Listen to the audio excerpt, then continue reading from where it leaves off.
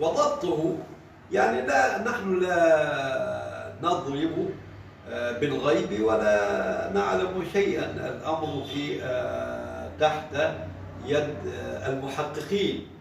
وفي كل الأحوال فإن الولد إذا أساء، ما دام الأب كان ناصحا وكان آمرا بالمعروف ناهيا عن المنكر ثم شرد الولد، فإن شرود الولد لا يضر الأب، كما هو الحال في قصة نوح مع عبده، وكما هو الحال أيضا في قصة أبي جهل مع ولده عكرمة. يعني أبو جهل نحن نعلم مستقره ونعلم ما انتهى إليه، ولكن جاء ولده عكرمة فكان من خيرة الصحابة.